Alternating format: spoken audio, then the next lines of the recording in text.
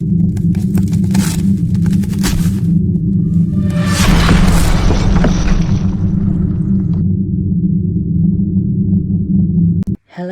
and welcome to my channel, where I'll be telling you all kinds of strange stories ranging from true crime to some much less believable, although just as fascinating, tales. For today's video we have the disappearance of Lars Mittank.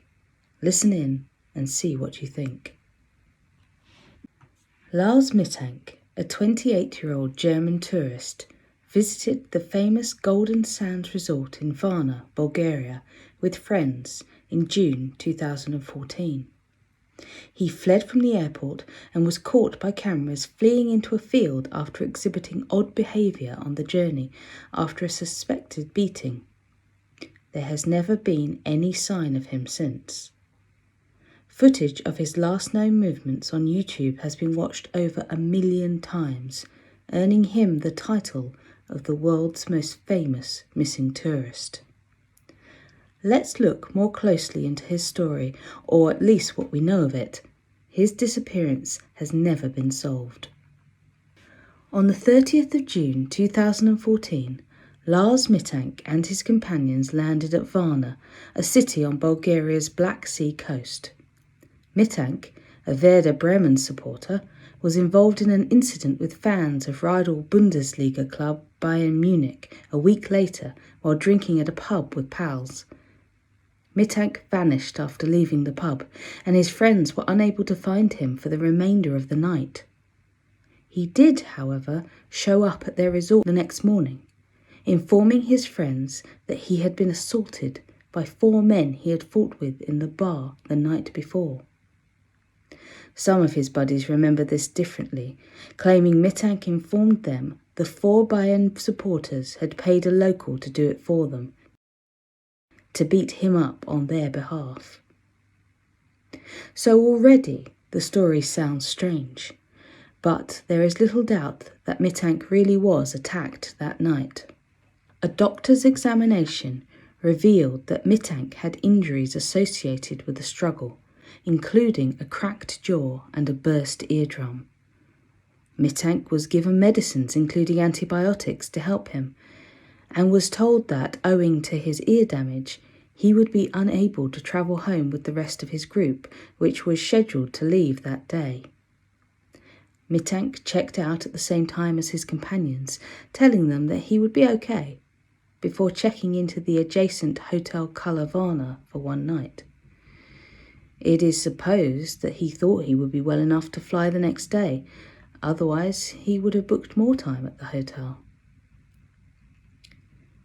Apart from the strange night when Lars Mittank went missing and none of his friends could find him, only to return back to the hotel the next day with serious injuries and a story about football rivalry gone very bad, nothing was too untoward up until this point.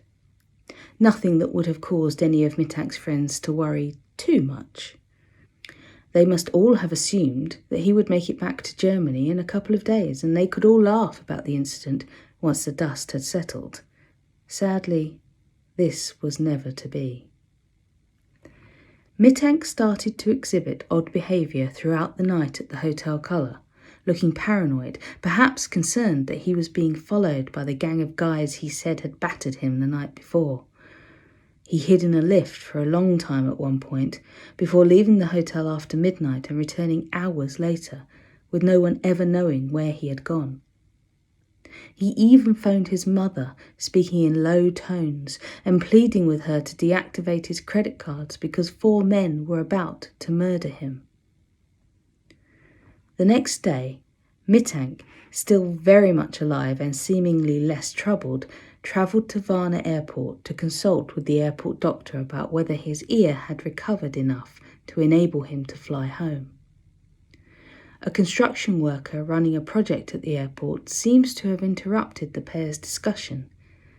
This was unfortunate not just because of patient privacy, but because it set Mittank's paranoia off again, and he left the airport dressed just in a t-shirt and shorts, leaving behind the hold-all bag he was seen carrying in previous CCTV video.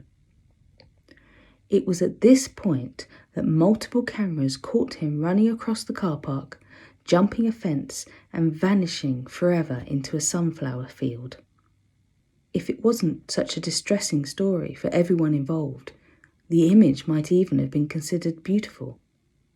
But that was it. Lars Mittank was never seen nor heard from again.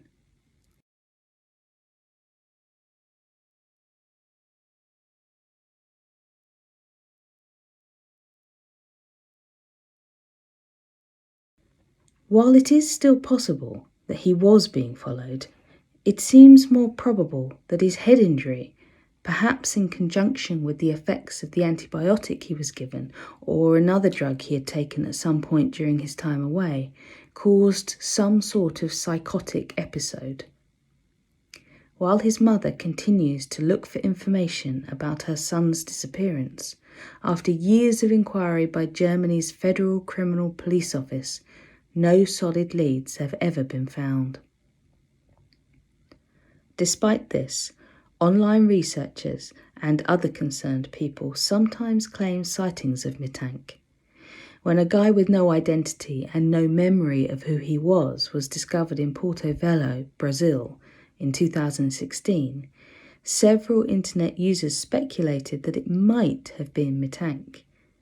However, the man was ultimately recognised as Anton Pilipa, a missing Canadian.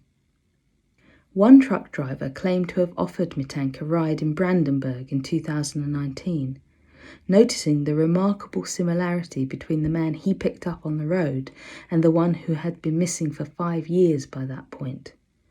A police investigation yielded no results, and it's still not certain whether the truck driver really did pick up anyone at all, or whether, if he did, they bore any kind of resemblance to Lars Mittank. Lars's mother, Sandra Mittank, has been suffering for many years. She wants her boy back and is doing all she can to find him. For example, she hired a private investigator to search for Lars in Bulgaria. She's appeared on German and Bulgarian television many times. And she continues spreading the news on Facebook and other social media platforms.